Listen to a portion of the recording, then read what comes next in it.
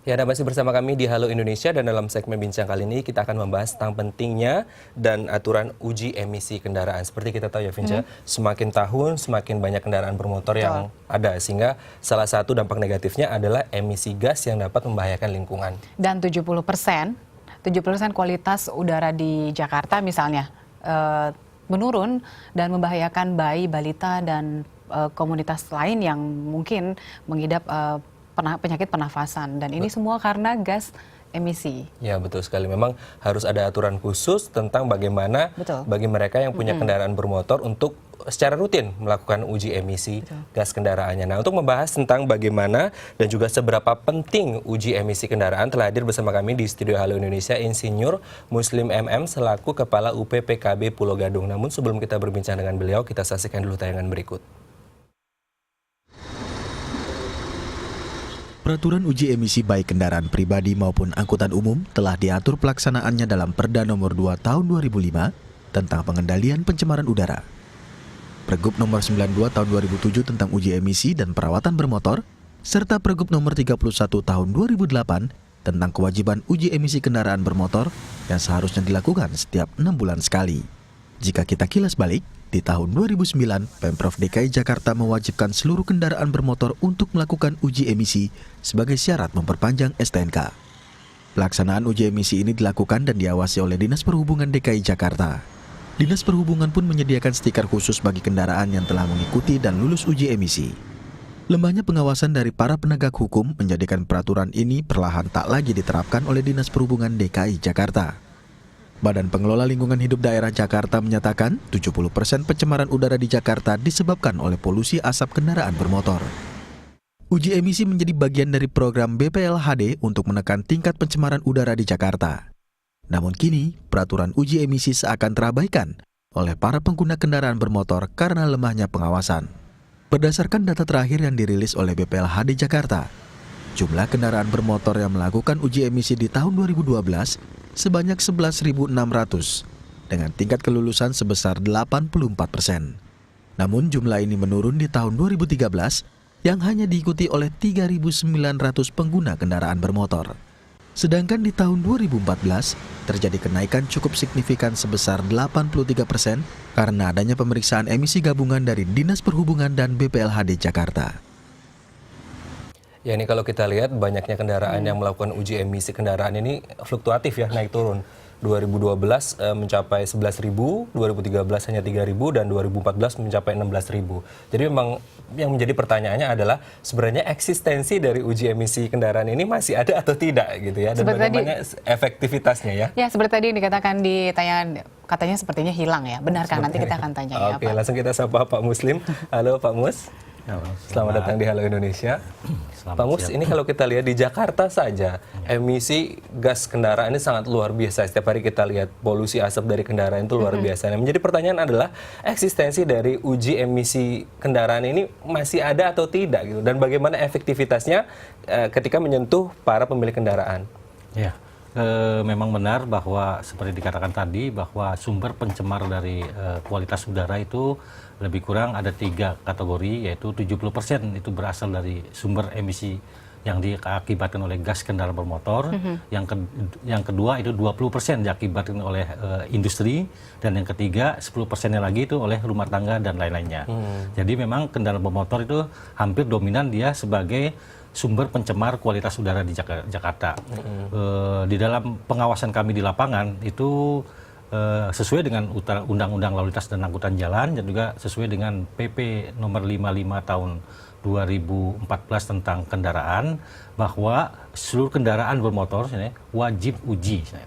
Namun di dalam turunannya di pasal berikutnya, yaitu bahwa itu belum semuanya kendaraan tersebut diuji, jadi hanya kendaraan bermotor wajib uji saja yang melakukan uji emisi. Jadi KBWU ya, kendaraan bermotor wajib uji.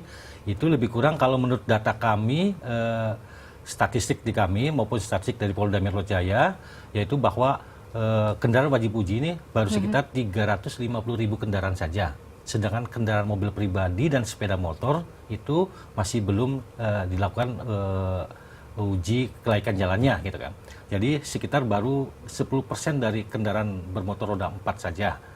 Dan itu termasuk salah satunya di angkutan umum. Angkutan umum Dan termasuk kendaraan di dalam pribadi. tadi kendaraan wajib uji. Tadi itu terdiri atas mobil barang, gitu Mobil kan, barang. mobil bus, mobil angkutan umum maupun angkutan lingkungan. Itu baru 350.000. Sedangkan kendaraan bermotor roda 4 yang di Jakarta ini jumlahnya menurut data statistik Polda Metro kan 3,2 juta. Jadi baru 10% lebih kurang yang termanage untuk melakukan uji kendaraan bermotor secara aturan maupun ada sanksinya. Untuk kendaraan roda 2 dan roda 4 itu masih menjadi hanya kesadaran dan kesanggupan pemilik untuk melakukan uji atau maintenance kendaraannya di bengkel-bengkel. Sementara kalau angkutan umum ada sanksinya? Jelas ada sanksinya di Apa kami, sanksinya? yaitu kalau ditilang ataupun stop operasi. Stop operasi. Jadi di setahun belakangan ini kami gencar melakukan rekan-rekan kami yang di lapangan, baik di bidang Dalop maupun yang ada di Sudin-Sudin penertiban itu melakukan giat selalu tiap hari melakukan penertiban, otomatis tingkat kepatuhan mereka untuk melakukan uji itu akan meningkat. Oke. Tapi ini kalau kita lihat kendaraan bermotor wajib uji ini sendiri klasifikasinya apa, Pak? Jadi tadi kan klasifikasi itu sudah jelas. Kalau KBWU kendaraan bermotor wajib uji itu terdiri dari jenis kendaraan mobil barang, mobil bus, mobil penumpang umum maupun kendaraan khusus. Itu totali hanya secara kuantiti itu hanya 350.000 kendaraan. Sedangkan kendaraan pribadi yaitu roda 2 maupun roda 4 itu belum tersentuh oleh aturan sanksi. Oh, kalau dari katakanlah waktu pemakaian berapa tahun atau kilometernya sendiri seperti apa? Sebetulnya yang dianjurkan baik oleh pemerintah maupun oleh produsen kendaraan bermotor kan diharapkan para pemilik tersebut kan secara rutin melakukan pemeriksaan maupun melakukan pemeliharaan bagi kendaraannya agar emisinya di bawah ambang batasnya gitu.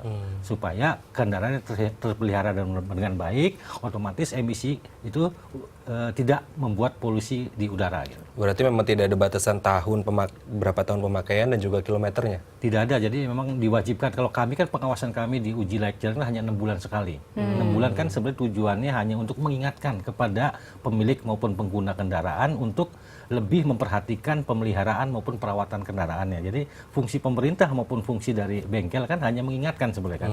Jadi pemeliharaan itu ya tetap melekat di adanya pemilik maupun pengguna dari kendaraan bermotor sendiri. Tetapi ini berarti belum ada kewajiban yang jelas atau dalam hukum yang memang mengatur bahwa kendaraan pribadi harus diuji emisi, sementara yang kendaraan angkutan umum memang harus berkala tapi ada sanksinya.